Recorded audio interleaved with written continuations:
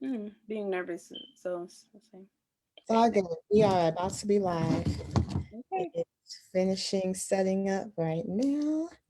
And I'll tag you in the post. Okay, so it officially says that we're live. So I'm about to tag you. And then once I'm done tagging you, we can get started. Let me actually go to our page. Yeah. Mm. Facebook has been doing this weird thing with the sharing. You have to go into it twice to actually tag people. It's been a little Hmm. it's been a little interesting, but it's all good. So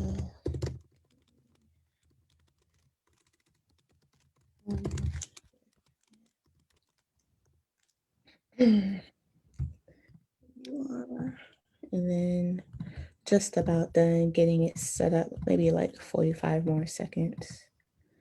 Okay. And who am I missing?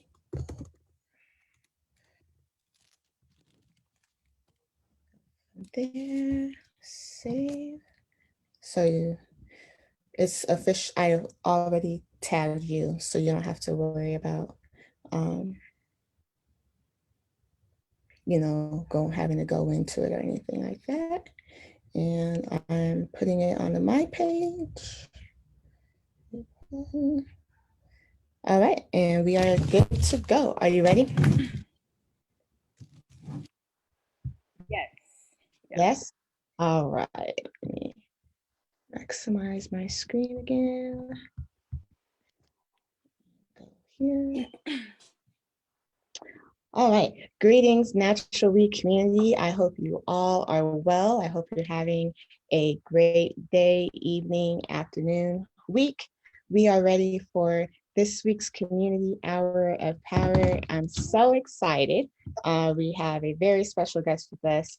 And before I introduce her, we will get started as we typically do with just taking a moment to deep breathe, relax, come into this moment as we get ready for Community Hour of Power. So I invite you all to just get comfortable in your seat wherever you are.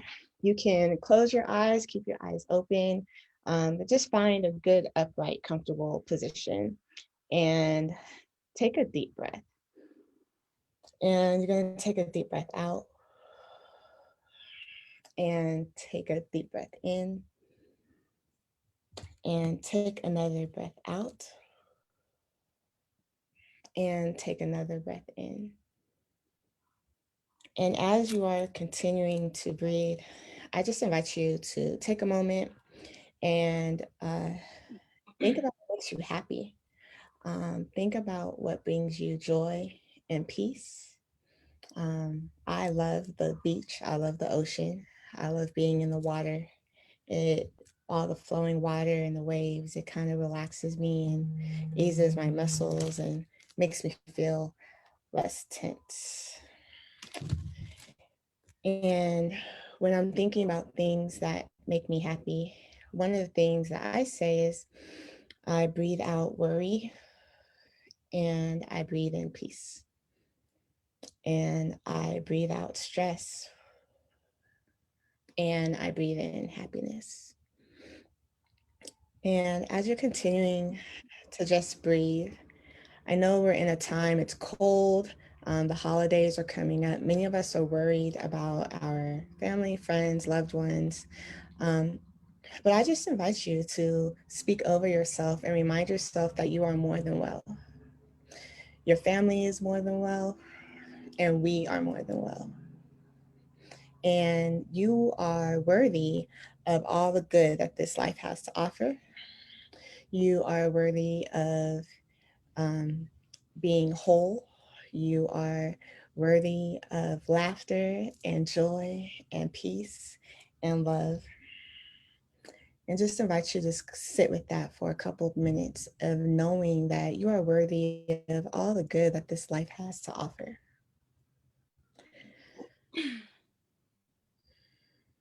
And take one more breath out, pushing out anything that is worrying you, that is stressing you, any negativity, just push it all out with that final deep breath out. And take one more big breath in, just breathing in all the love, joy, peace, all the good, all the light that this life in this world has to offer, knowing that you are more than well. And with that, once again, welcome everyone to Naturally Community Hour of Power. We are so glad to have you all with us. We're going to jump right in. Today we have with us Candace Henry. She is a lifestyle medicine health coach. She is a nurse, and she is just a wonderful, great human being and Black woman. And we are so happy to have her. There's so much I could say about Candace. She loves health and fitness and lifting weights and strength training and things like that. And so we're just going to jump in. I'm going to invite Candace to just say a couple words about herself before, and then we'll continue. Go ahead, Candace. Okay, once again, thank you, TJ, for having me. And also to the Natural Week community. It's a privilege and pleasure to be here on this hour of power. Just a little bit about myself. TJ already mentioned a little bit, but I have a registered nursing background. Um, been a nurse now for about 3 or 4 years with cardiac background and maternal health. Also have a public health background, uh, primarily focusing on preventative care, which brings me to my transition now with the preventative holistic nursing approach of care to communities and individuals. Um, so that's just a little bit about myself and what brings me to the topic that we will be discussing tonight, which is lifestyle medicine, which encompasses a lot of things, but that's what we'll be discussing tonight. And once again, thank you, TJ, for having me. You're welcome. So what exactly is lifestyle medicine?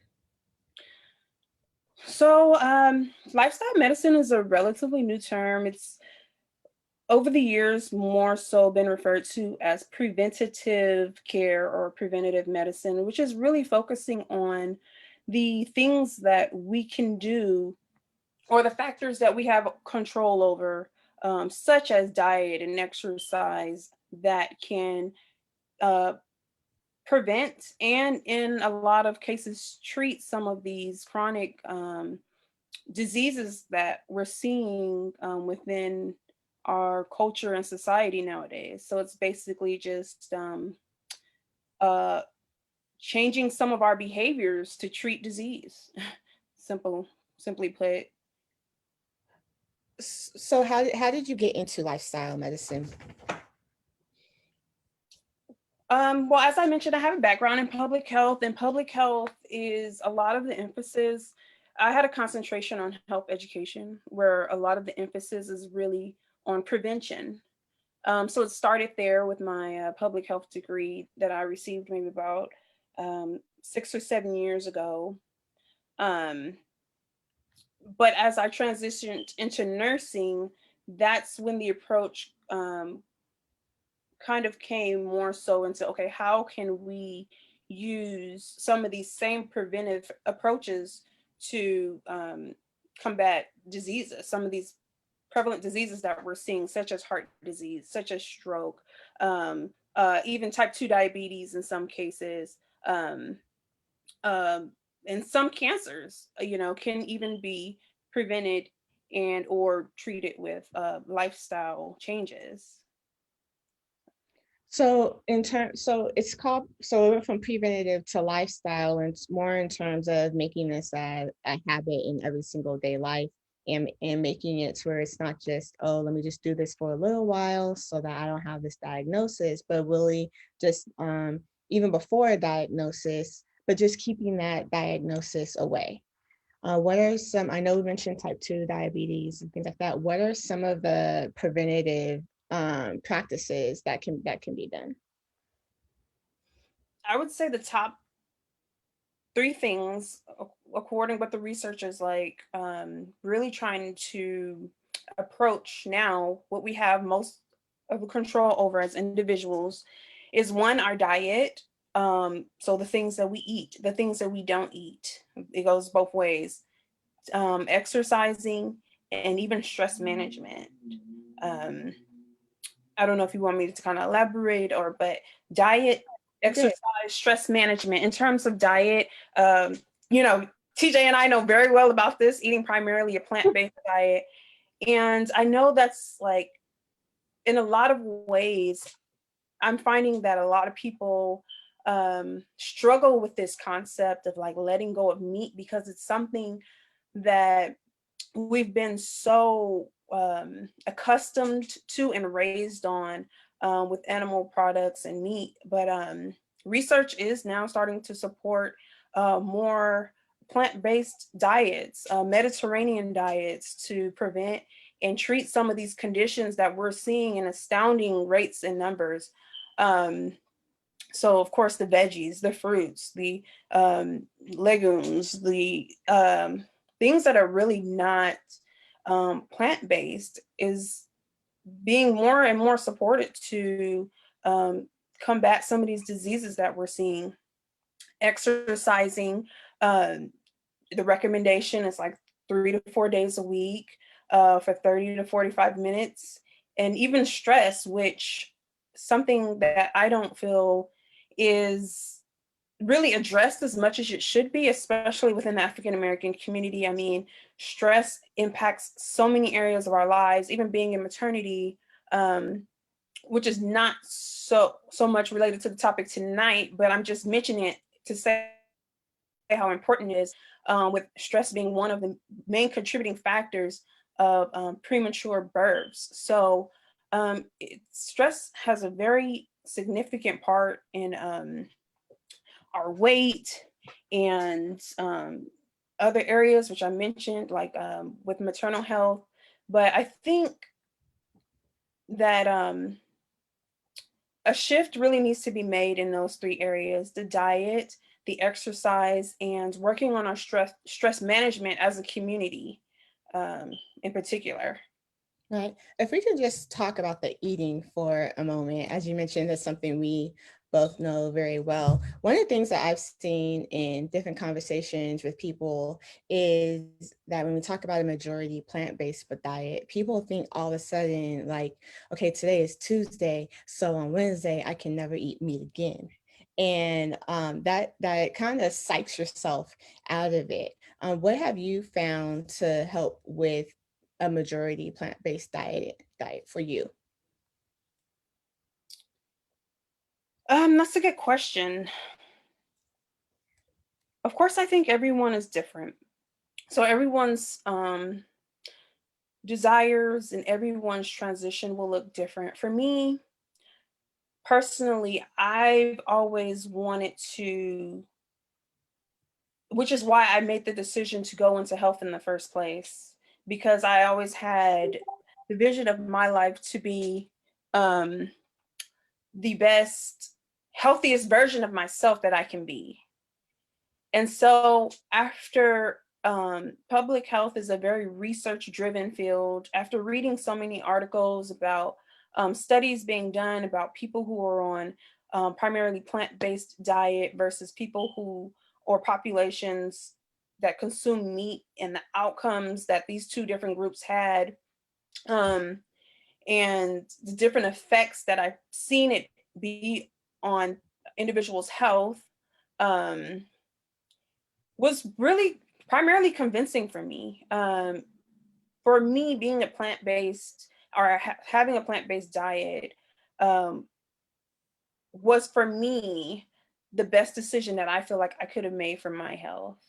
Um, so when I personally talk to people about plant-based dieting or becoming some of these common terms that we use, like vegan or vegetarian, I I always encourage people to do it at or transition if they are interested in transitioning at a rate or at a style that's comfortable for them. So it may not be cold turkey for some people. It may be like the example that you use, like, okay, let me do meatless Mondays and then, eventually transition into not eating meat. So everyone's transition looks different.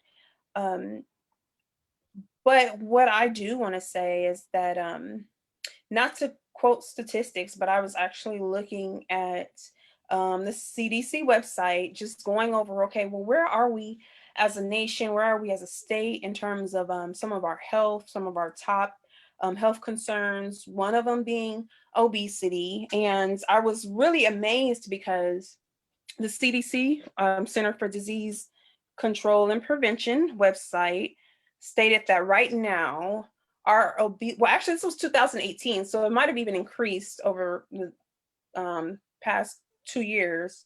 Mhm. The obesity rate is at 42%. 42%. That is like, it's not quite half, but to me, I'm like, if we don't stop doing some of the things that we're doing, some of the behaviors that we're participating in, some of the eating that we're eating, we are going to reach half in a couple years. And so even with the breakdown among ethnicities, I'm going to primarily focus on African Americans. When you separate African Americans from some of the other ethnicities like white or Asian and Latino, Hispanic, our rate of obesity is 49%.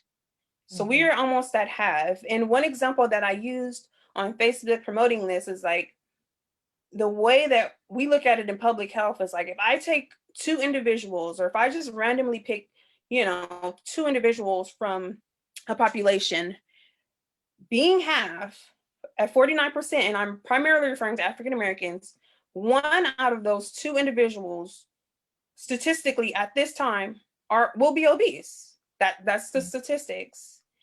And so this area is actually really true and dear to my heart because it's like we have to change. We have to change. We can no longer leave it up to the medical professionals. I know a lot of us don't really trust doctors anyway, and that's a whole nother topic. But I feel like we're leaving too much of our health in the hands of medicine. And that, I'm not saying that medicine is a bad thing, um, but we need to take control over our health in the areas that we can control. And one of those is being diet. Listen to me. If we don't change our diet, our rate is going to be greater than 49%. Give us, as a community, I'm part of the community, 10 years or so, we're going to be beyond 50%. That is half of our community, our culture labeled as obese. And so we need to do something. Um, don't get me wrong, I love some of the foods too, some of the things that we eat. It's delicious. The soul food, the ribs, the all the wonderful things that we could name, but we have to change our diet. We have to change our diet. And we're not even getting on exercise. Like diet is 80%. The exercise is 20 in terms of weight loss, in terms of even combating some of these diseases. Like if we could just make little incremental changes in our diet, we could reverse some of these conditions that we're seeing. Heart disease. I used to work on a heart unit and I would be so distraught and terrified going into the unit every night or the nights that I had to work, giving patients 10, 20 pills because they took one for the heart condition, and then this one they needed to take that one, and because of that one they needed to take that one. And I'm not saying that there's anything wrong with medication. If a doctor prescribes it and it's essential for your heart, take it because it's necessary at that point. But there are things that we can do to prevent getting to that point, one of those things being diet. And so you know, I'm sorry, TJ, I forgot what you asked me, Oh, but you're I good. mean, You're good. I'm really passionate about this because I think I already had an interest there. But when I tell you guys, when you go into these units as a nurse and you see some of the conditions that patients have, I mean, things that could have been prevented just by simply making lifestyle changes when you're healthy, it's life changing. And I think, TJ, you asked me, that's what brought me here, because I saw it. I saw people like taking 20, 30 medications. I was giving it to them. Mhm. I saw people struggling to get out of bed. I saw people like having difficulty walking at 40, 45 years old because of the excess weight. And so I want to be a part of the move to educate people and say we don't have to live like this. Like, as African Americans, our statistics should not be 49%, and it doesn't have to be. It does not have to be that way. And as a community, we have the resources to support each other and bring it down. Um, I like how you talked about having the resources and as a community. One of the things in terms of talking about our diet and plant-based diet, and and people who know me know that I absolutely love food. I'm talking about food every single day. And but one of the things that has helped is different check-ins. Like, okay, many people know that I am majority plant-based, but not completely 100%. There are some things that I've just like, no, I'm not giving up my crab legs. I'm really not. Uh, but being able to do it in moderation, right? Being thinking about the choice that I make. So I might say like, oh, over the weekend I had some lamb and I had some salmon. So let me make sure the next 2, 3 days I have more salads than I have, and I'm not going to have the meat on this day. And what has helped is our weekly check-ins, like, oh, how's it going? How's your exercise doing? And we don't even stay on the exercise that long. What are the majority of the conversation is of, so wait, what new recipe have you learned, or what are you cooking? And I think one of the things that often happens is that there is this, oh, well, my food isn't going to taste good, right? We talked about how things are delicious. Thanksgiving is next week. So we're thinking about all of this delicious food and everything. And so it's like plant-based diet, like, oh, that it must not be tasty, but it can be when you think about the seasonings and not have a whole lot of sodium in it, but think about how to make it tasty and find the new recipes. And you don't have to apologize for being passionate, because this is what it's all about. So at Naturally Community, when we talk about empowering one another, sometimes the empowerment also really comes from being real and being honest. And the being real and the truth of the matter is that our community dies at a much faster rate of these diseases. And and when we talk about being more than well, it must encompass the totality of our experience. And so one of those is, what are we doing? How are we living? And what action do we put to control what we can control? And so and I see you guys who are on, thank you for joining. So don't apologize for being passionate about this and really giving the truth of it and the heart of it. And so my next question to you is, because you use this word distraught, and so I imagine that that is stressful, seeing all of these people popping all of these pills and being there night in and night out. So how did you cope with that? hmm. That's a, you know, I don't know if I can use the word cope, because I don't know if it was something that I ever coped with. It was just, don't get me wrong, I love being a nurse and I loved providing patient care, one-on-one patient care. But in terms of specifically referring to administering medications, it was just something that I don't really couldn't really come to terms with, you know. It the more I did it, the more I realized it was really just against everything that I believed in. And of course, it was something that I considered when I went into nursing, but it's like when things are so real, like I'm thinking I'm going into a situation where it's like, okay, here's one tablet, you know, here's one, you know, Advil or whatever. But when I started giving patients, like I said, 10, 20 amount of pills, I'm like, this is against everything that I believe in, because it does not have to be this way. Like, um, as I mentioned earlier, like these situations are preventable. And I did it because it was my job.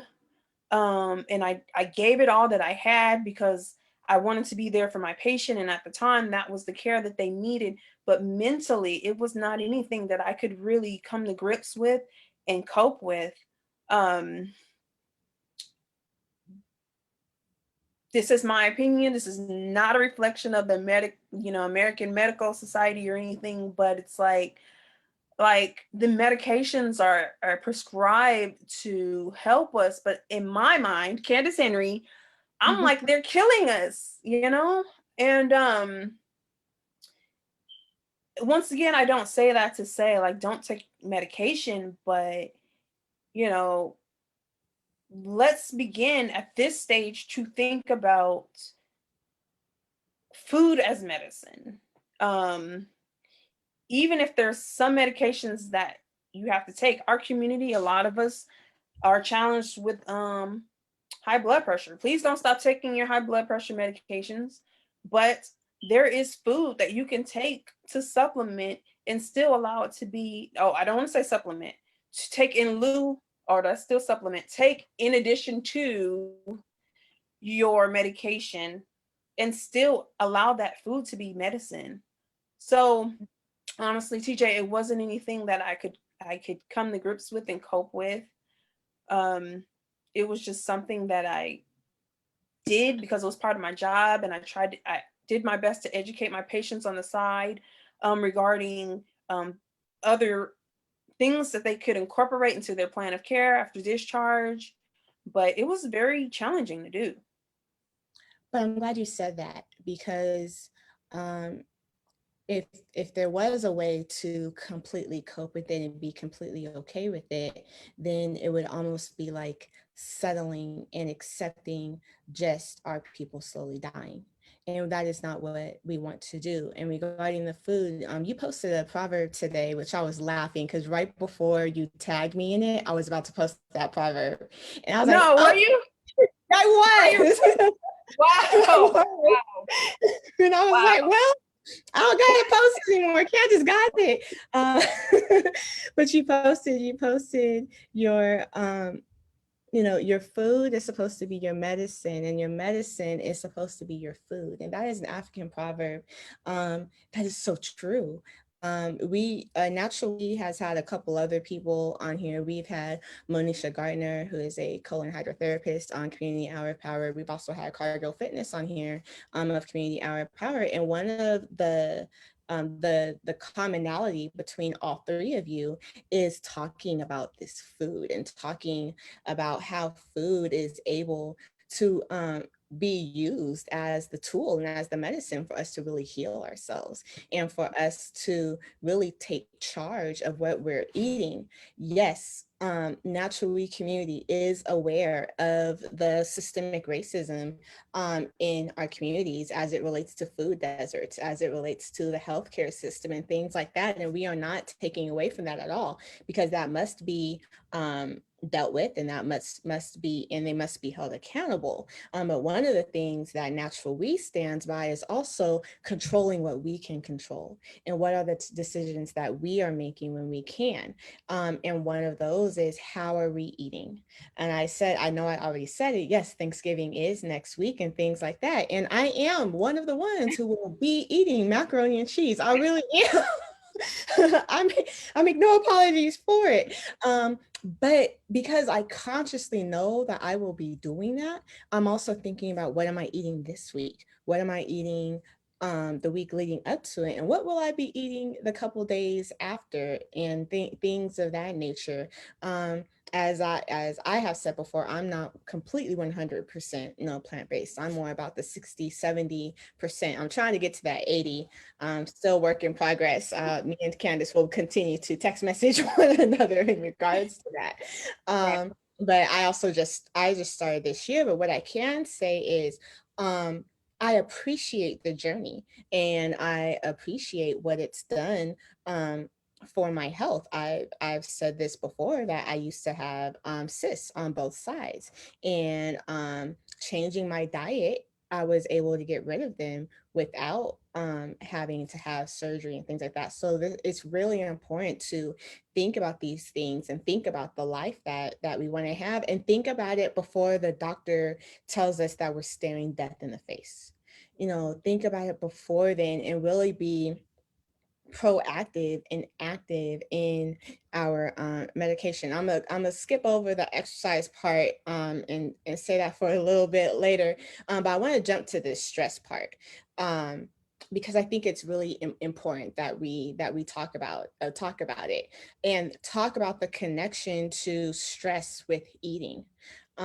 Some of us are stress eaters, and some of us are stress non-eaters. So what do you have to say about as a lifestyle medicine coach? What do you have to say about that?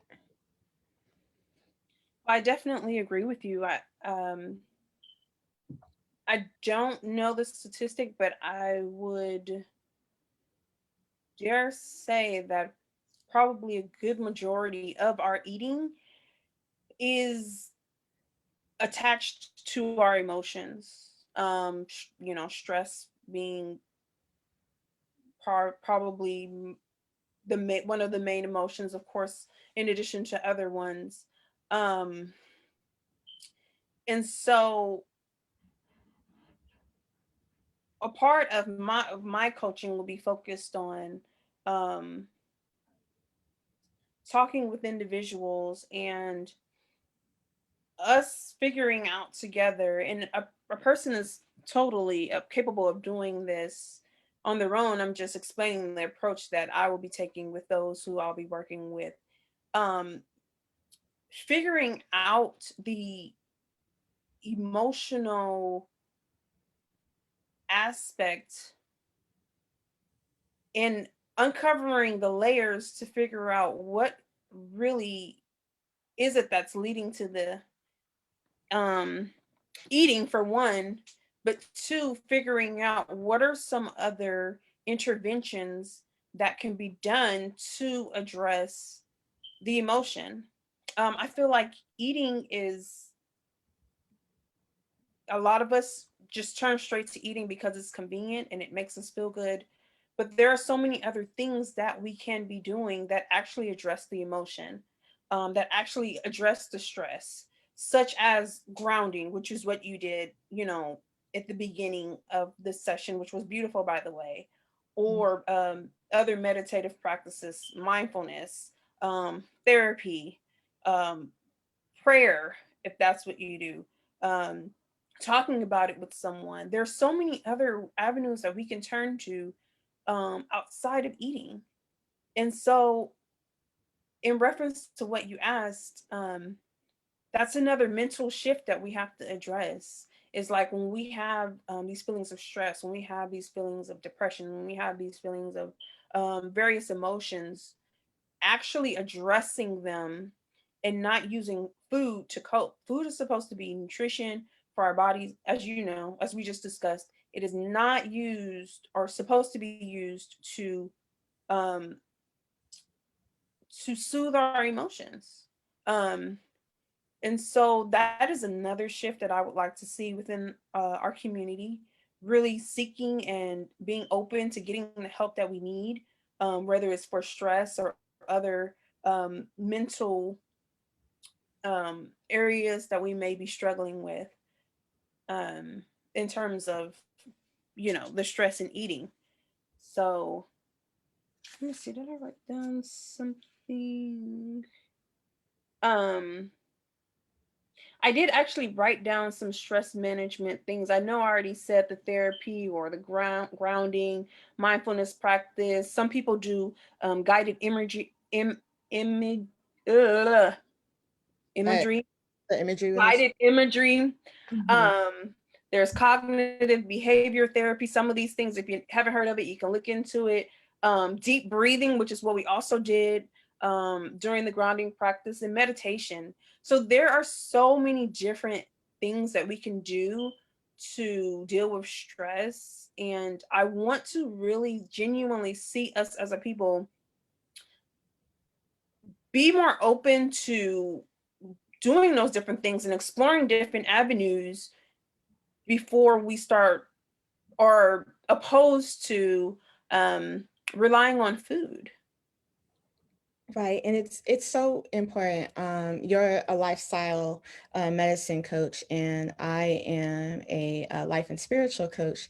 And so, being one of the things that I have learned is that when it comes to the stress, sometimes we do that quick fix. We can just grab something that will make us feel good, but what we're doing is we're suppressing, and we're suppressing the thing and not addressing the things that are triggering not just anxieties but also insecurities. Or it's so easy to talk about, oh, we're stressed at work, which is true. We do get stressed at work, and this is not to say that we will magically get rid of any stress, but when we start to uncover, it's almost like if we are talking about an alcoholic, right?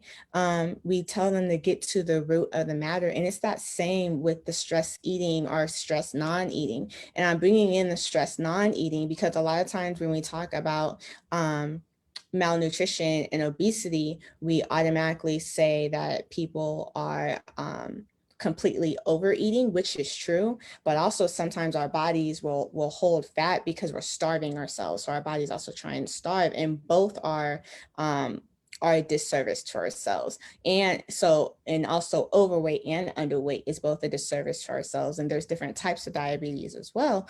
But it's so important to get to that root so we can be the healthiest versions of ourselves. And so when we talk about, alcoholics uncovering what it is they're trying to hide and not deal with, it's the same. What are the emotional eaters not dealing with? Whether it be a past trauma or a low self-esteem and things like that, and being able to go through that. And so one of the things is journaling, and not only journaling what happened in the day or how you feel or how you're feeling, but some people also, one of my therapists had me journal what I was feeling when I was no longer hungry, Hmm. and what was going on when I was no longer hungry, or what was going on when I especially wanted French fries. French fries was one of my go-tos. I wouldn't necessarily go to ice cream. I just like I want some French fries. And I was able to figure out that if I didn't feel safe, I would go into not eating and things of that nature. So it's really important that we think about it and talk about it from this way, and because it's all interconnected. It's not just a particular silo. You have anything you want to add? No, I would actually completely agree with you, and I love that idea actually. Like when we get I mean, sometimes cravings are there is some psychological or physiological, excuse me, things going on, but um I do love that you said like, okay, when I do crave this ice cream or when I do crave these French fries or um whatever the item may be, it's like let me check my emotions and see what may be triggering that me what may be triggering me to want that particular item, because it could be like what we were discussing, stress, or it could be you know, depression, or you know, some of the other things that we commonly struggle with. I would say I'm not perfect. I know TJ, as you know, I used to have a very, very stressful for me job. And I noticed that I used to work a night shift, and I noticed every time I got off, like I would want a donut. Like I would want a donut. It was just like clockwork. And it you just brought me back in retrospect, because at that time I would be like, why is it that I want a donut every time I got off of work? And I realized it was because I was just so stressed that I needed something to just kind of it almost just provided this euphoria, or like I was definitely emotionally eating. And it was almost like a fix, you Mhm. know. But when I identified it, I was like, okay, this is like, I mean, moderation, having a donut here or there is fine, but I was like, this is connected to something emotionally, and what I need to do is address the emotion, um which will help me then fix the behavior. It's not enough to just say, no, I'm not going to get a donut. No, I'm not. I mean, and I think that's honestly why sometimes we struggle with consistency, because we're not really addressing the emotion or the underlying cause of some of these behaviors that we're participating in. And so for me, what worked for me was therapy, really journaling, really identifying what is the emotion that's leading me to want to eat this donut. Um, which was really just a temporary fix. I ate it for 10 minutes, and it was like, okay, now I'm still, upset about what happened at work. So really, it just didn't really do anything at all, just like a 5 minute um, fix. But therapy really worked for me, journaling, as TJ said, and really identifying some of these layers of why I was experiencing some of the things that I was experiencing. So you had a wonderful point actually for mentioning that, and it's very true and relevant, you know. All right, thank you. And as our we have still about 15, 20 minutes. But I want to make sure that we go into talk about the exercise portion. As we said before, it's all connected and interconnected. So what do you do for exercise? Oh, well, I primarily weight train. On occasions, I'll try to do a little bit of cardio through running, um, or ever since COVID, some of the other things that I did has kind of has taken a break. But I primarily weight train and run. So those are the exercise activities that I find most joy in. um, Yoga as well, and Pilates, which is basically the same thing. But between those four, yeah, that's like my regimen right there. That's, and earlier you said 30 to 40 minutes a day. Is that how you started? Did you start right away with 30, 40 minutes there? Did you have to work up to it? Um, so for me, I've been actually working out for quite a while. Um, for those of you who don't know, TJ and I both kind of work out with the same program. But before I started, I was a runner because that's what I could afford. I didn't have money to go to the gym. And I'm going to be honest, and I'm glad this came up, because everybody doesn't have, $40, $50 to go to the gym, or, a certain lot of money to have a coach or this and that. And so there was a period of time where I was there, and I was like, I'm going to run because running is free. And we lived in LA, and there's no reason why I can't go outside and walk or run. So that's how my journey started a couple years ago. I would say I really just got outside and made myself be physically active. Maybe 2005. So it's been a while. Um, and so for me, I would want my goal was to run an hour a day, because I love running. It was very scenic. It was like a form of therapy for me. I would put on my headphones, turn on some music, and I was just gone. Like I didn't care about nothing else. Um So it started off like an hour a day for me. I've never really was a type of person where I had to transition like, oh, I'm gonna start with 15 minutes or, then 30. Cause I always loved being physically active. I played softball in high school. So it was just kind of something that I always enjoyed doing. Um, and moving forward now, I'm in the gym, weight training 5 days a week, but it took time to get to that point. And so with that being said, what I would recommend to a person who's just starting their journey is like take it day by day. Like maybe perhaps starting off with 10 or 15 minutes is where you need to be. I know everybody doesn't live in the safest communities. There's not always, you don't always have to do physical activity outside. As I'm sure everybody knows. There's so many things now with Zoom and YouTube. Like, I feel like, and I'm saying this in the nicest way possible, with so many things accessible, like on the computer, like we really don't have any reason not to be physically active. I mean, there's so many Zooms instructors, there's so many YouTube videos that I've seen, there's so many um platforms that people have created. And so now is actually the time to venture out into something and be physically active.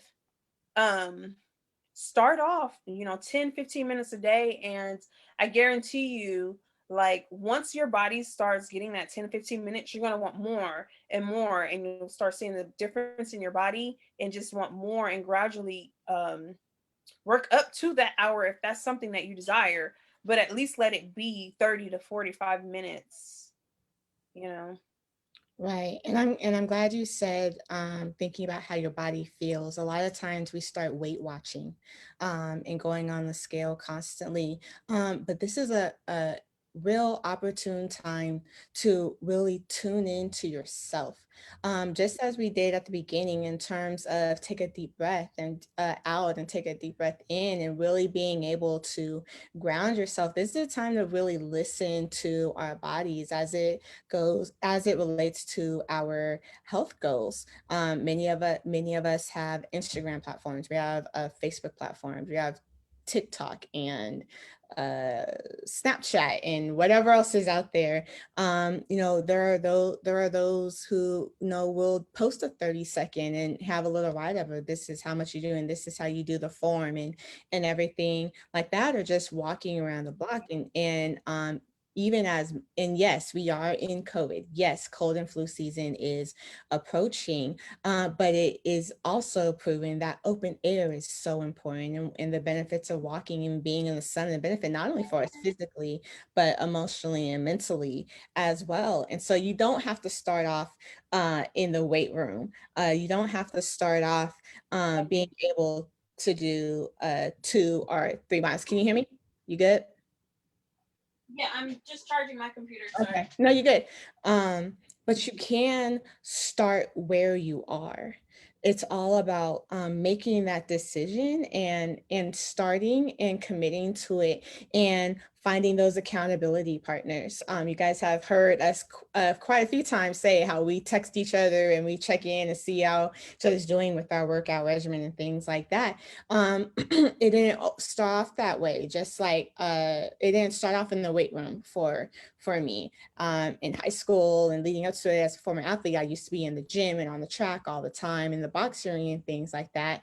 But as I got older, life happened. I had to rehab my back, so I hadn't wasn't strength training for a while. It was killing me, but I was like I had to start off with, okay, let me just walk. I had to start off again with, let me just keep stretching and going from there.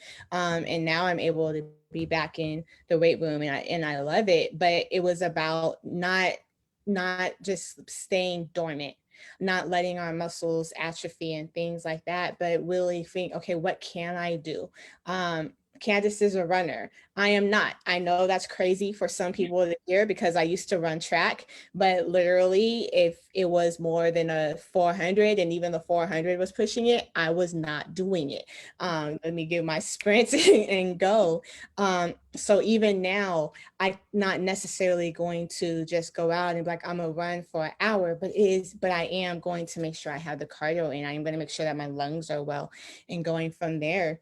And so as we wrap up, for both Candace and Natural Weed community, the main thing about this is we want to see our people well. We want to see our people more than well, and we want to see our people well in the truest sense. And that includes our physical bodies. We are spiritual beings here in this physical body as a vessel. Let's take care of it.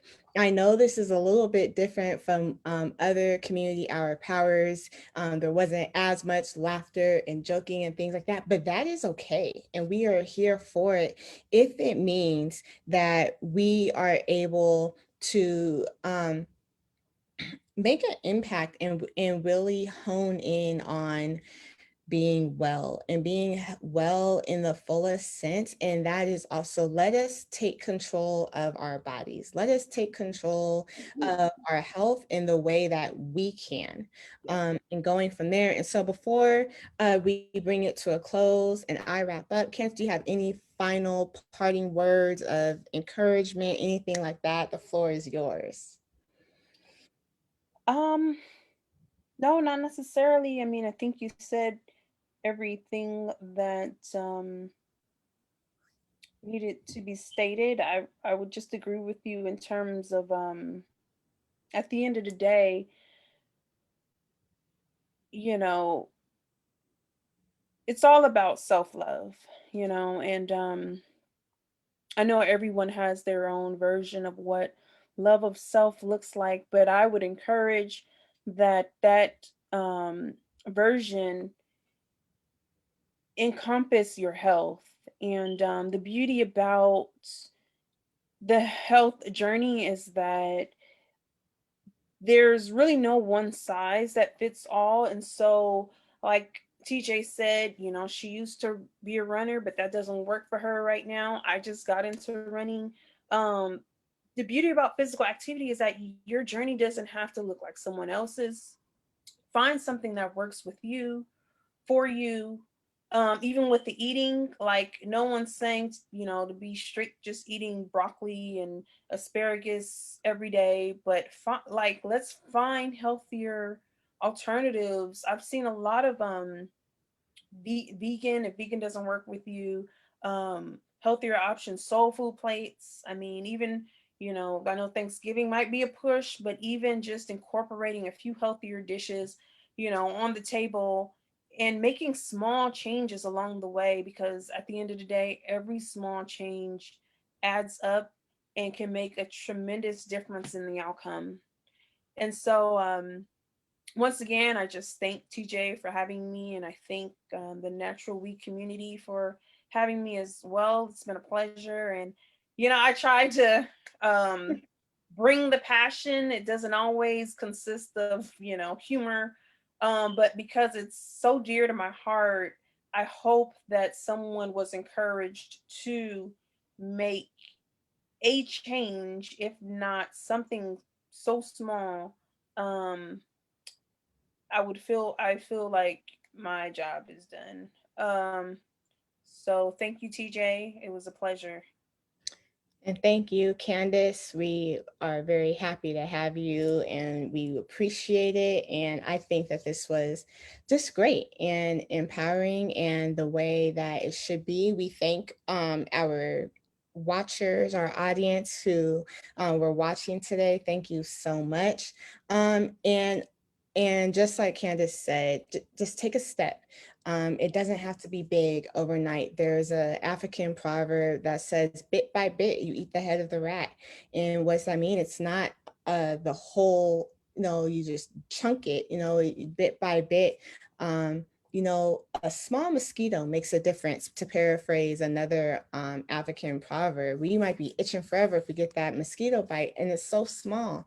So you know what? The smallest thing can make all of the difference in the world, and not only in our world, but in your health.